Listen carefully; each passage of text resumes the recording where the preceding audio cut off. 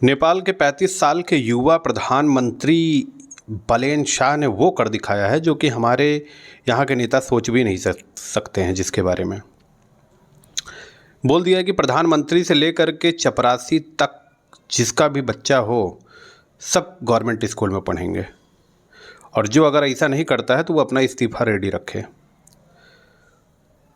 आप सोचिए, इतना अच्छा फैसला नेपाल सरकार ने तुरंत लिया। और हमारे देश में क्या होता है कि जो पॉलिटिशियन हैं उनके पुत्र कहाँ पढ़ते हैं? बड़े बड़े स्कूलों में, दून कॉलेज में जाते हैं, डीपीएस में पढ़ेंगे।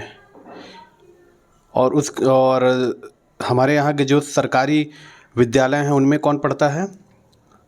जो उसी क्षेत्र के गरीब व्यक्ति होता है उसका लड़का पढ़ता है सरकारी स्कूलों में। और सरकारी स्कूल की स्थिति क्या होती है? एकदम जर्जर हालत। आज नहीं कल कब छत गिर जाएगी पता नहीं। अब वो सड़ा हुआ टॉयलेट। और लेकिन बड़े बड़े अक्षरों में लिखा क्या है? सर्व शिक्षा अभियान, सब पढ़ें सब बढ़ें, स्वच्छ भारत मिशन। आप सोचिए। और ये स्थिति क्यों नहीं सुधरती पता है आपको? जो कि सरकारी स्कूल में जो टीचर पढ़ाते हैं उनकी सैलरी होती प्राइवेट से दुगनी तिगुनी होती है, लेकिन स्थिति यहाँ की क्यों नहीं सुधरती? क्योंकि हमारे देश के नेता जो हैं उनके बच्चे बाहर पढ़ते हैं, बड़े बड़े स्कूलों में पढ़ते हैं। जिस दिन हमारे देश के भी नेता के बच्चे सरकारी स्कूलों में जाना शुरू कर देंगे उस दिन हमारे सरकारी स्कूलों की स्थिति बहुत सुधर जाएगी, बहुत बेस्ट हो जाएगी। लेकिन ये चीज़ होने नहीं दिया जाता है। उनके बच्चे बाहर पढ़ेंगे और हमारे बच्चे जो है जर्जर हालात। लेकिन हमारे देश के नेताओं को इसके बारे में सोचने की फुर्सत ही कहाँ है, क्योंकि उन्हें हिंदू मुस्लिम करना है और उनको जातिवाद करके लड़ाना है, अपनी राजनीतिक रोटियां सेकनी है।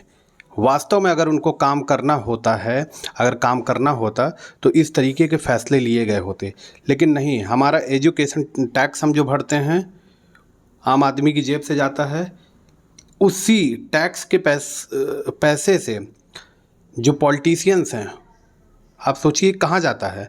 उनके बच्चे बाहर जाएंगे, विदेश में पढ़ाई करेंगे, और जो गरीब है बेचारा, जो टैक्स पेयर है, उसके बच्चे वहीं सरकारी स्कूल में जाएं। या तो जो मध्यम वर्गीय बेचारा है वो अगर अपने बच्चों को कहीं भेजना चाहता है तो कॉन्वेंट स्कूलों की स्थिति ये है कि आपको चूस के फेंक देंगे। एक एक किताबें 2-2 हज़ार की, 4-4 हज़ार की, और उसके बाद आपकी उन्हीं की बताई हुई दुकान से आप पूरा सामान भी लीजिए, उसमें भी उनका क्या कहते हैं परसेंटेज जाता है स्कूल वालों का। मतलब चारों तरफ से मुनाफा लेकर के। तो पहली बात ये है ना कि जब शिक्षा को रोजगार बना रखा है, बिजनेस बना रखा है, और स्वास्थ्य विभाग को बिजनेस बना रखा है, तब तरक्की कहाँ से करेगा देश? महज 35 साल का युवा प्रधानमंत्री इतना बड़ा मैसेज दे रहा है, उसके बाद सोचिए ना। यहाँ पे कहा गया वीवीआईपी कल्चर, वहाँ तो वीवीआईपी कल्चर भी ख़त्म करने वाला है वो।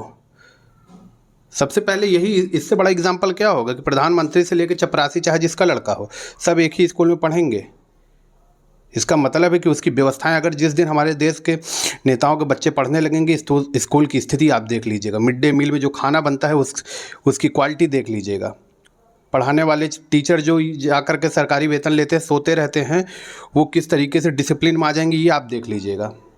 लेकिन नहीं, उनको पता है ना कि कौन पढ़ेगा, हमारे बच्चे तो बाहर पढ़ेंगे। ये स्थिति हो गई है देश की।